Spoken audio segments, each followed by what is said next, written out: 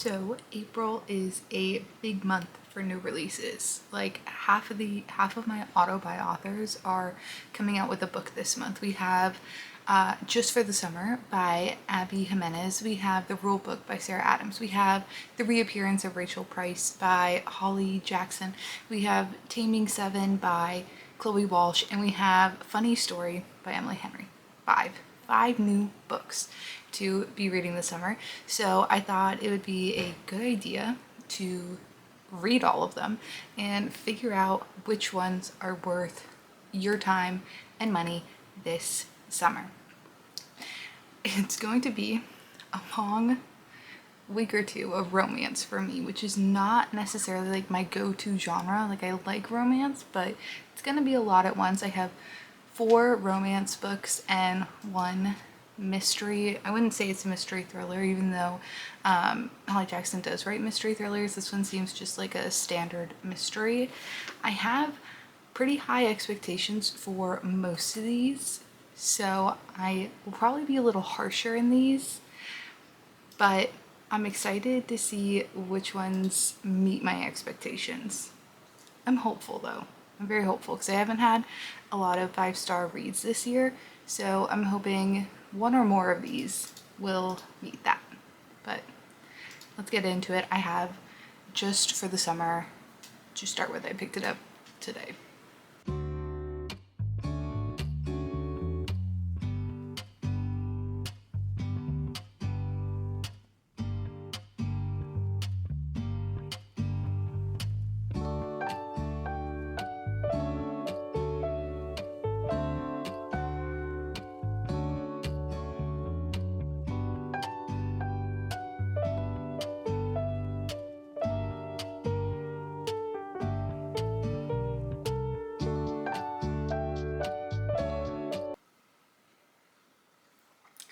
This book, God, I just finished it the other night. So good. I can't believe I kind of forget how good Abby Jimenez books are until I pick up another one. Like, I have one of hers, the Happily Ever After playlist, that has just been sitting on my bookshelf over there for months. And then I read this and I forget how good she is at writing such compelling and interesting stories. Like, I just think she does romance the way that romance should be done. Just like chef's kiss, all of it. 5 stars. Easy. I don't know if I like it more than Yours Truly, which was also a 5-star Abby Jimenez book in my book. But man, Emma and Justin, like, the premise of this book is like kind of silly fun. They both characters meet on like a Reddit post done by Justin, the male main character, where he talks about how he's like this good luck charm that every person he dates ends up breaking up with him and immediately finding their soulmate. And our female main character, Emma, finds this Reddit post and identifies with it because the same thing kind of happens for her, and they talk back and forth and make this plan to date each other so they can each find their soulmate after. And things happen, but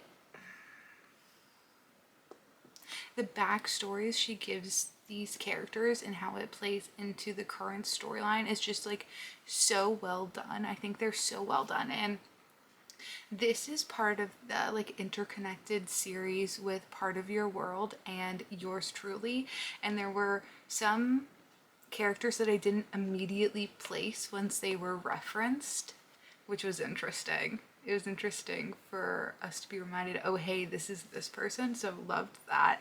And getting like little peeks at characters from the other book.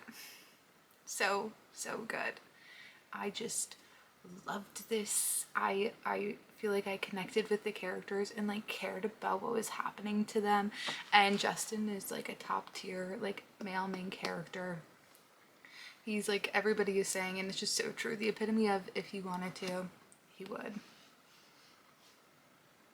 And I thought the characters were flawed. Like, they weren't like perfect characters, but they were flawed and very like believable ways where you like want to root for them, like you want them to do well, but they're not these like perfect like happy-go-lucky characters that sometimes you'll see in romance novels.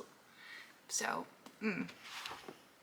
cannot say enough good things. I loved this book. I loved it. So first book down, starting off really well. Hopefully everything else goes just as well as this did. I doubt it will, but at least we've had her. At least we've had her.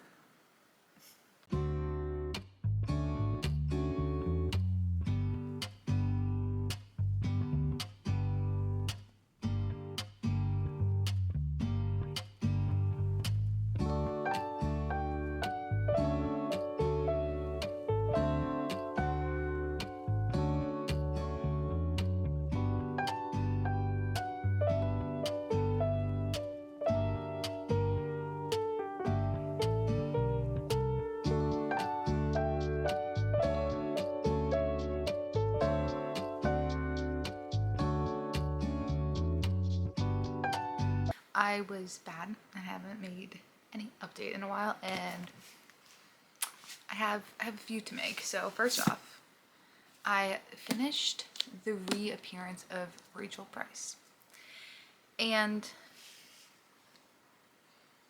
I enjoyed this. I do have to say this might be my least favorite Holly Jackson book. That's not to say that it wasn't a fun, good time. I think it's so hard to go from like her series, like A Girl's Guide to Murder, which is a story spanning through 3 books where you get to know so much about the characters and their relationships, get to develop a lot, to a standalone like this. And I wouldn't say that it felt like surface level. I just wish there was kind of like more to it. Like there was a kind of like subplot of romance, but I just like did not even care about it, which is sad because I live for the subplot of romance normally. And I didn't have that issue with her other standalone, If I Survived. I liked the romance subplot in that one a lot, but it's just not my favorite of hers. I think I could give this like a 3 or 3.5. I don't remember, but I'll go through it at the very end again. But yeah, I don't know why I went into this book thinking that the missing mother was like a famous actress or something, but she wasn't. She was just like a normal person, a high school teacher who went missing. Her car was found abandoned on the side of the road with her 2-year-old daughter, our main character Belle, there, and she's been gone for 16 years.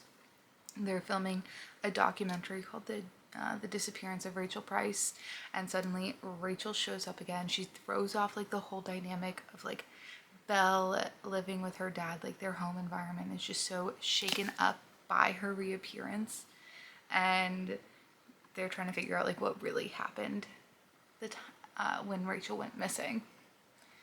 And I felt like it was done well. It just wasn't my favorite. I don't really know what else to say about it. But anyways, I also finished The Rule Book by Sarah Adams, and it's hard to read like just for the summer and then like the rule book, because they're just like different type of romance books. I really love books like just like the summer that are like deeper contemporary romance books rather than like the rule book, which I would describe as like a palate cleanser. It was a fun, good time. Parts of it were definitely kind of cringe, but it didn't like super take me out of the book or like ruin the book for me, because I went into that book knowing that it was going to be kind of cringe. And I just think if you have the right expectations, you can still enjoy the book.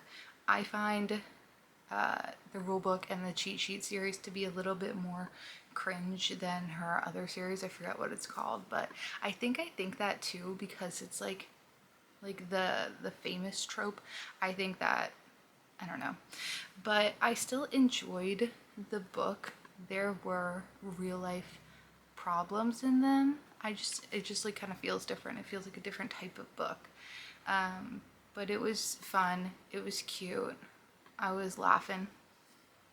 I think I also gave that a 3-star.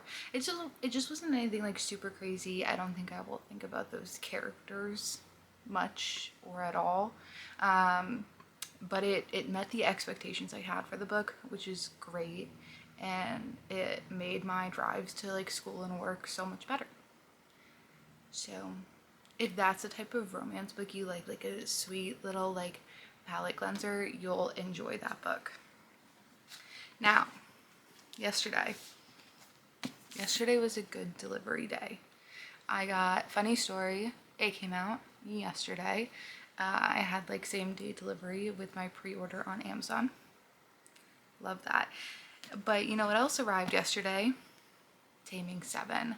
It took a while to get here. I had it pre-ordered, which I think helped a lot because it ended up shipping out on release day rather than taking a few days to process and then shipping. So it took a week to get to the US because I ordered this from Blackwell, which is a UK bookstore. It might be outside the UK, I don't really know, but they ship in England. It's an English bookstore. And I just like these covers a lot more. I don't like the size of the US paperbacks at all. They drive me crazy. I hate paperbacks that are the same size as hardcovers. So I waited an extra week to get this, and I picked this one up first. I'm on page 74. I feel like I'm not ready to read this book right now. Like I'm not in the mental headspace I should be for a book of this caliber and this depth. So I really thought about reading Funny Story first, but I was like, no, Emily, this book is gonna beat you down and you're gonna need something a little more fun to read afterwards. So here we are with Taming 7. If you don't know, this is the 5th book in the Boys of Torment series, and it follows a character named Gibbsy, who is Johnny Kavanaugh's best friend, who is the male main character in the 1st book, and it follows Claire, who is the best friend of Shannon, who is the female main character of the 1st book. All I know is that this whole friend group, they've been through the most. It's crazy. But it's interesting. I've been getting like tea from this book because there was something in the last book, or the last 2, I guess, Saving and Redeeming 6. And that was just like, how do I describe it? There are a lot of characters in these books, like the whole friend group. And we've seen bits of Gibbsy and Claire in the other 4 books in the series, but we haven't really focused on them or gotten their point of view. So the same can be said for other characters in the friend group that haven't had their own book yet. And we've just like seen bits and pieces of other characters, and the way they interact and react to things is like kind of confusing, and we're getting like a little more information in the very beginning of this book, in the prologue. It was some tea. Some really messy tea.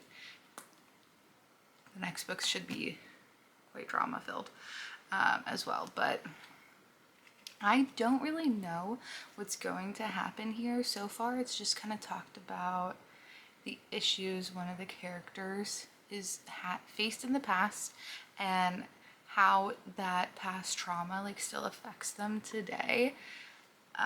And I don't know. I do not know how it's going to progress. I'm so excited though, because the last 4 books all take place on like the same timeline. So you read like the first 2 books and it takes place over like a year. And then you go and read book 3 and 4 and you're like back to the beginning of that same year you just read about. But this is new. This is progressing the timeline, finally. So I'm very excited for that. It's still the summer for them though. I have so much more to get into.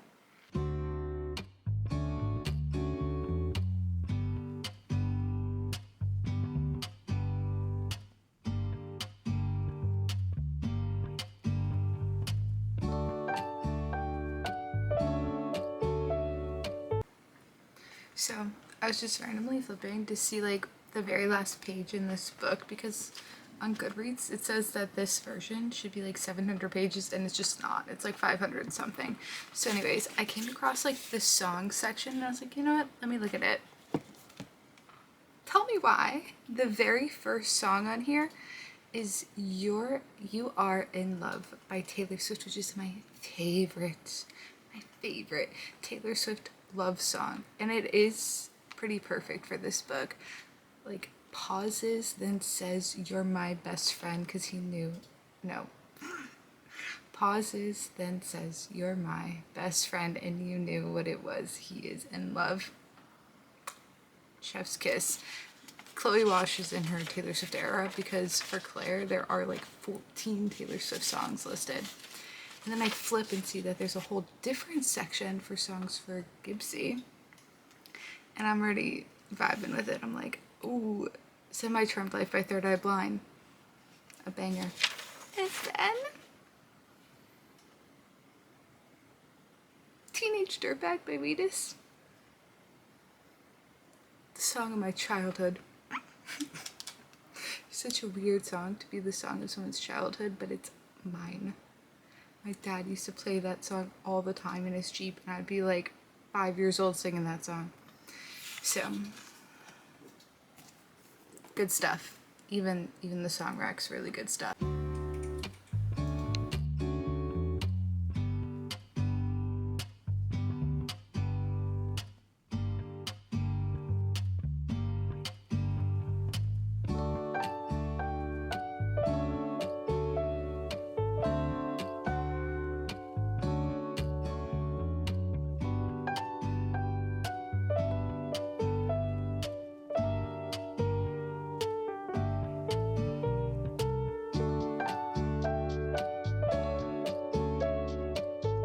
I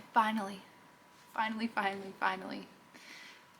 This video took me like 2 weeks to film because I've also been going through finals, but I finally finished the last two new releases I had to read. I finished Taming 6 by Chloe Walsh and Funny Story by Emily Henry. So, oh god, I wrote my thoughts down. Okay, when I was finishing this, I wrote down some of the like random thoughts I had, so I will try to make sense of them. So, the ending of this book was a kind of wild spot to end on, if you ask me. I guess it's a really like biased point of view because I've gone into this series with storylines being tied up nicely, as in I read the first 4 books in the series once all of them were already out. So I didn't have any cliffhangers, I didn't have any like random stopping points where I want to know what happens next. And this one definitely this one definitely ends at a point where you want to know what is going to happen next for this group of people at this school. So that was my first gripe with this. So with this ending at like a really kind of weird spot, it wasn't necessarily like a weird spot, but like tensions were high, a lot of information came to light, and there is like absolutely nothing resolved. Basically the way this book kind of ends, this is like a general spoiler, I guess, so skip ahead 10 seconds, but it kind of ends where a lot of information goes out and like shit just hits the fan, and then it's kind of like the end for now. So that's kind of crazy in my opinion. This book also just didn't hit quite as hard for me, in my opinion. Maybe it's because the other like character couples in this book series have had 2 books to tell their story.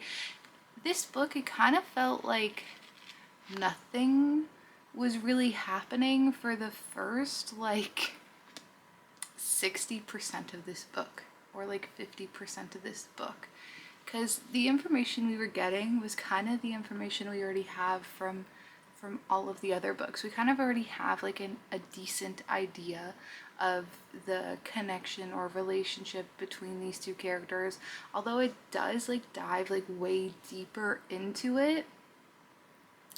I feel like it doesn't at the same time. Like there is like an issue on why their friendship doesn't evolve more, and I'm trying to figure out what to say without actually spoiling it, because there is like something in the way, but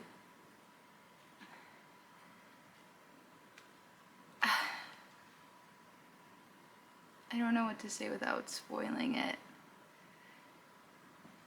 But yeah, I'll just say it felt like nothing happened for a while, and then it didn't feel like there was like a real resolve. Like things just didn't quite make like sense in like my perspective of things. I was just like, okay, now this is happening.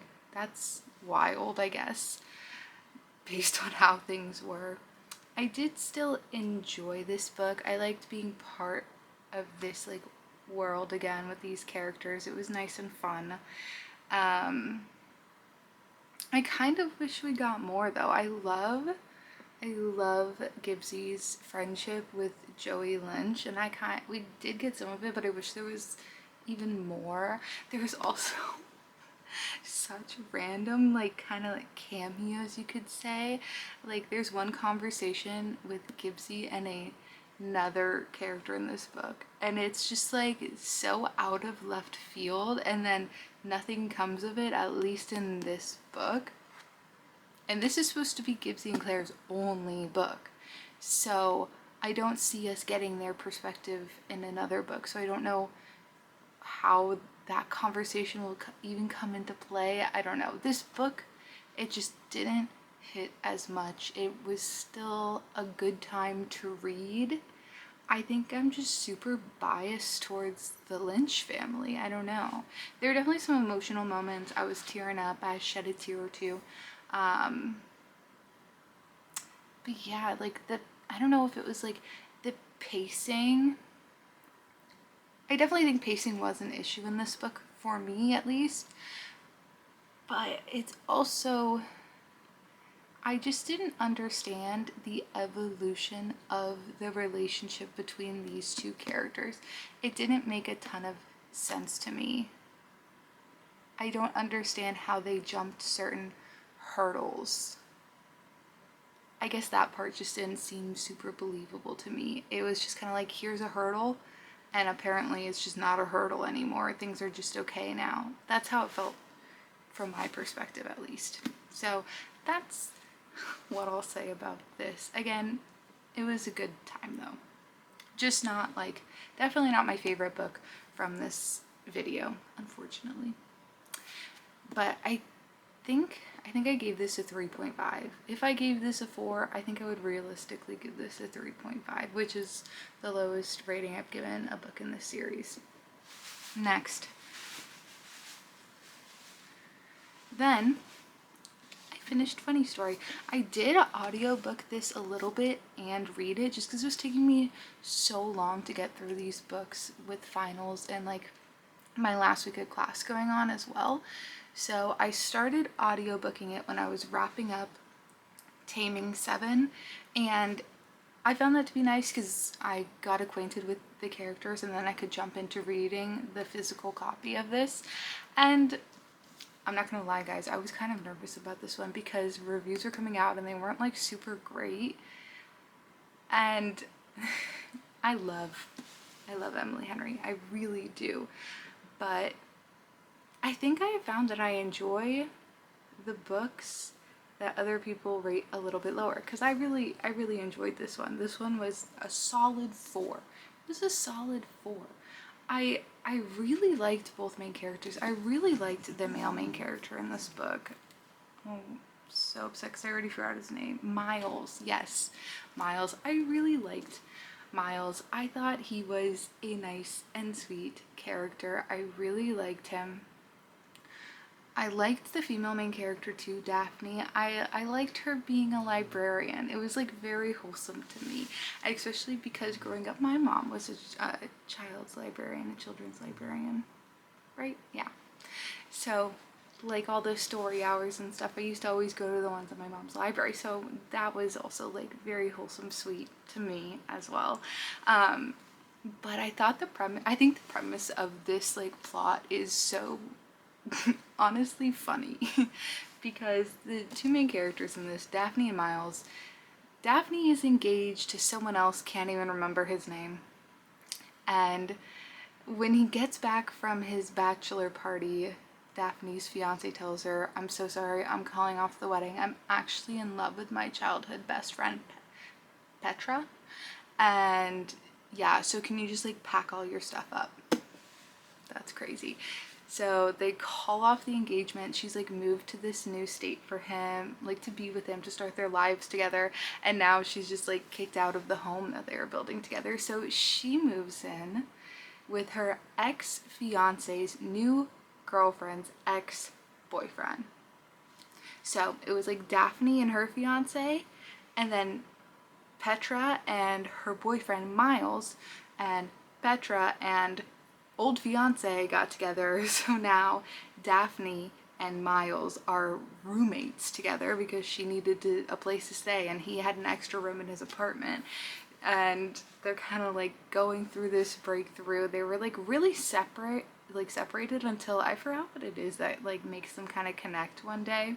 But they connect one day and he's like, I'm gonna show you to like, I'm gonna be your tour guide and I'm gonna make you fall in love with this place so you have memories here like outside of your time. Oh, Peter. His name was Peter. Peter and Petra. I remember now.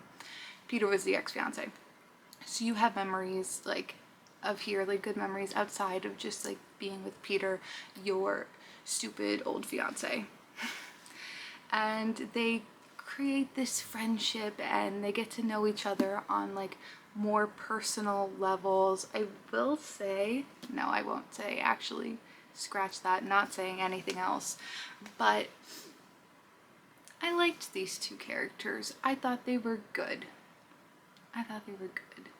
There is like literary fiction and romance in here, and I liked it. I don't know, I don't have like super strong thoughts other than I enjoyed this book. I would recommend it. It's not my favorite Emily Henry book, but I enjoyed it. It made me happy. And then, oh, I gave this 4 stars. I can't remember if I said that. And then, to review again, the reappearance of Rachel Price. This is my least favorite Molly Jackson book. It was still entertaining. It was interesting. It also just didn't hit the same. And I don't exactly know why. I don't know what it is about the other books that did. I don't know, maybe they're just like, I didn't really feel like there was any suspense in this book. Not that a mystery like needs it. It just kind of felt low stakes the whole time. I wasn't like on the edge of my seat, like dying to know like what had really happened. And I think it's kind of a shame. This was still like a fun read. Like if you are jonesing for a YA mystery book, you'll have a good time with this one for sure. It's just, if you haven't read any of Holly Jackson's books, this is not the first one I would recommend. I can't remember what I gave this. Probably also a 3.5. And then, this is my crown jewel of this video. Just for the Summer by Abby Jimenez is just 10 out of 10, 5 out of 5. I loved this book. I think this book is tied with yours truly for like favorite romance book, favorite Abby Jimenez book. Like, it's just it. If you are going to read one new romance book this summer, please let it be this one.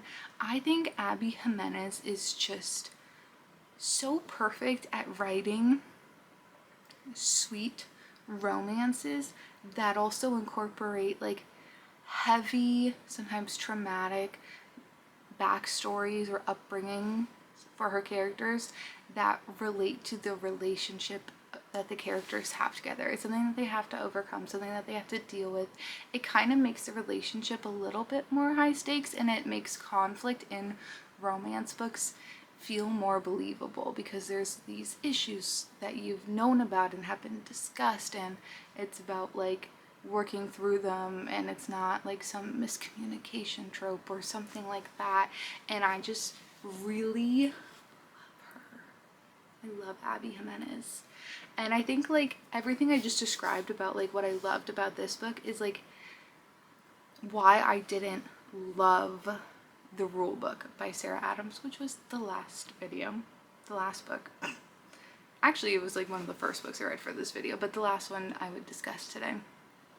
Is like, that's the difference between this and The Rule Book by Sarah Adams. Like, the rule book by Sarah Adams is, like, in my opinion, like, simply a romance book. Like, there are some, like, outside things talked about, like the main character Nora, like her job as a sports agent and kind of what it's like to be a woman working in that field. And, like, that's rough for sure, not discrediting that, but it is simply, like, just an obstacle. I don't know, like, I'm so bad. The Rule Book by Sarah Adams is a book to read if you just want to have a light-hearted, good time. It'll do that. It did that for me. It was great to listen for audiobook, that's for sure.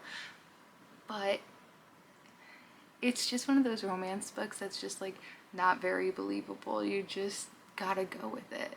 And it's not unbelievable just because it's, like, a sports romance where the guy's, like, some famous football player. That's, like, not the reason I say that. The reason I say that is because, like, the characters are kind of just, like, dumb sometimes, and that is something that annoys me so much when reading, like, any book. Like, it could be a romance book, anything that has a subplot of romance, when, like, the two characters very obviously like each other and they're like, oh my god, no, I don't think they like me. No, like, they obviously like you. If there is something barring you from being together, it is obviously something else, not the fact that they don't like you. And that's what I think is, like, the difference between, like, an Abby Jimenez book or, like, an Emily Henry book and some of the, like, just lighter, happier, quick to read romance books like The Rule Book by Sarah Adams. I kind of, like, break them up into two, like, subcategories of romance, and I do personally just like these a little bit more. But you definitely need your palate cleansers like The Rule Book. But this is just it. This is just it. Now, The Rule Book by Sarah Adams, I gave 3 stars. It was great. I'm not gonna really think about it, but I'm glad I audiobooked it. I'm glad I'm up to date on her new releases. I really like her as an author. I think I just like her other interconnected series more. I forget what it's called, but what's the first one called? What is it called? Oh, the first book is When in Rome, whatever that book series is. But overall, I am glad I'm up to date on all the new releases. It was fun to just read something new, be up to date, get to form, like, my own opinions on some of these new releases from authors that I've already read and really love. And it's so hard to read books from authors that you already love because you have, like, certain expectations going into it, and sometimes they're met, sometimes they're not quite met, and that's okay too. But overall, I had a fun time, and hopefully you know which books to pick up this summer.